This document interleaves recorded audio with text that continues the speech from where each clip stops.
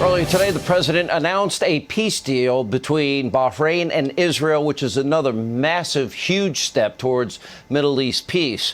So, will the mob, the media, give this major accomplishment the credit it deserves? Well, they didn't mention the first peace deal with the UAE. I doubt it. They'll do it here. Yesterday, by the way, new documents released by the DOJ showing that multiple members of Mueller's team actually wiped their phones clean before turning them over to the inspector general. And tonight, Republicans are rightly demanding answers and suggesting this could amount to anticipatory obstruction of justice. Where's the outrage from the mob, then the media? Imagine if Donald Trump did it. Joining us now, White House Press Secretary Kayleigh McEnany.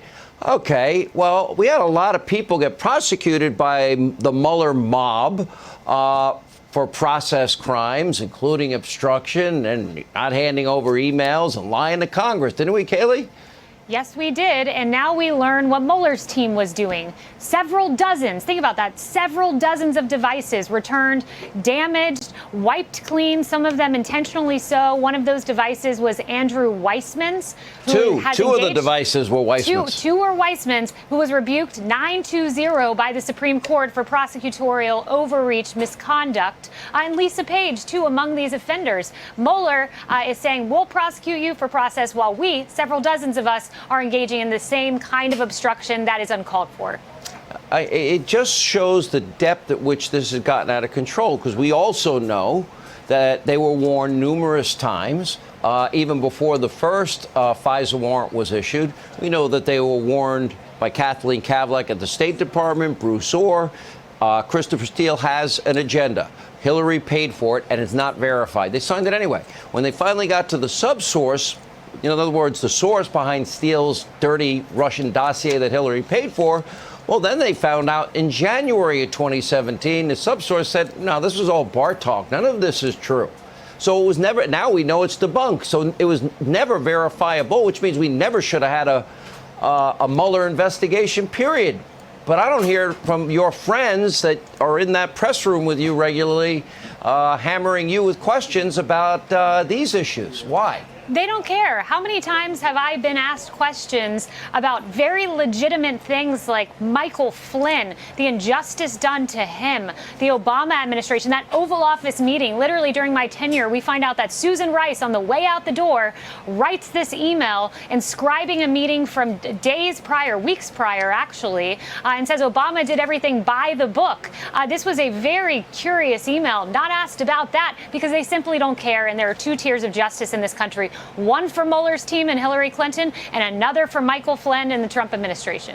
Well, I mean, Mike, look at 4 years of General Flynn's life now put on hold. The president discussed this yesterday. The president lays it out. Do you get any questions about the abuse of power and corruption of Comey, Page, Strzok, McCabe and company? Do you ever get any questions about them? Zero, literally zero. From the reporters sitting there in the chairs in the briefing room, none. And I even inquired to them, how many of you have reached out to Obama's office, his representative, to ask some questions? Not a single hand went up because they simply don't care.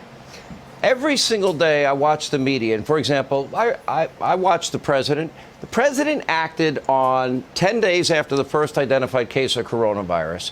That was January 21st. His travel ban went into effect on January 31st. Joe Biden on February 1st actually said it was hysterical xenophobia and fear-mongering. He said it all throughout the month of January, the month of February, and deep into March. Now he's saying, oh, no, we supported the travel ban at the time. I'm like, huh?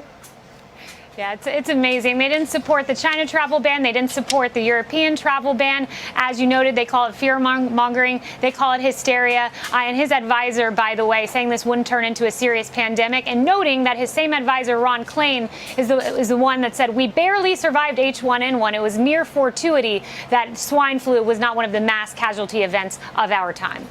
All right, Kayleigh McEnany, I don't think you get paid enough. I could not do your job. It's job impossible. I'd have a very hard time keeping my temper in check in that room. You do great, Sean.